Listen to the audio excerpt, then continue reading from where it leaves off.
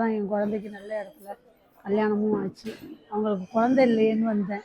அதுவும் மறுபடியும் குழந்தையும் கன்ஃபார்ம் ஆச்சு. என்னோட பவுனு, காசு, பணம் எல்லாத்தையும் இழந்த பிறகு தான் எனக்கு நல்ல வாழ்க்கையே கிடச்சிச்சு.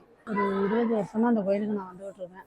எங்கள் வீட்டு சொந்தக்காரவங்க, உடம்பு முடியாதவங்க எல்லாரையும் அழைச்சிட்டு வருவேன். என் வீட்டுக்காரருக்கு ரொம்ப முடியாமல் இருந்தபோது இங்கே வந்து தான் சரியாயிடுச்சு.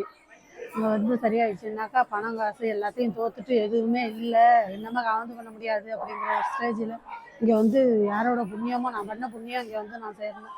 அப்புறம் தான் என் வீட்டுக்காரரை நான் கவர்ந்து பண்ண முடிஞ்சிச்சு. என் பிள்ளைங்களுக்கு மறுபடியும் கல்யாணத்துக்கு எதுவுமே இல்லாமல் உட்காந்துருந்தேன். இப்படி கஷ்டப்படுறமே எல்லாருக்கும் செஞ்சுட்டு நம்ம இப்போ கஷ்டப்பட்டுக்கிட்டு இருக்கோமே அப்படின்னு சொல்லி ரொம்ப அழுதுகிட்டு இதாக இருக்கக்குள்ள உன்னோட அடிமையாக இருந்துக்கிட்டு இருக்கேன். என் வம்சமே உன் காலடியிலன்னு நினைக்கிறேம்மா, எனக்கு ஏதாவது வழி பண்ணுமா அப்படின்னு எதுவுமே இல்லாமல் நிராயுதபாணியாக வந்து நின்னேன். அப்போ தான் என் குழந்தைக்கு நல்ல இடத்துல கல்யாணமும் ஆச்சு. அவங்களுக்கு குழந்தை இல்லையேன்னு வந்தேன். அதுவும் மறுபடியும் குழந்தையும் கன்ஃபார்ம் ஆச்சு. இப்படி மறுபடியும் என் நாத்தனார் மருமகன் உடனே இறந்து போகிற மாரி வந்தார். 10 நாளில் இறந்து போகிற மாரி அம்மா சொன்னாங்க.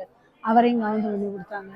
எங்கள் வீட்டு குடும்பம், எங்கள் சொந்தக்காரவங்க எல்லாருக்கும் யாருக்கும் முடியலைன்னாலும் உடனே சொல்கிறது, இங்கே போங்க, ஏன்னா என்னோட பவுனு, காசு, பணம் எல்லாத்தையும் இழந்த பிறகு தான் எனக்கு நல்ல வாழ்க்கையே கிடச்சிச்சு. அப்படிங்கும்போது நான் எந்த செலவும் இல்லாமல் என் குடும்பத்தை மீட்டு எடுத்துருக்கிறேன். அதுவே நான் செஞ்ச புண்ணியம் தான் அந்த கோயிலுக்கு நான் வந்து சேர்ந்தது.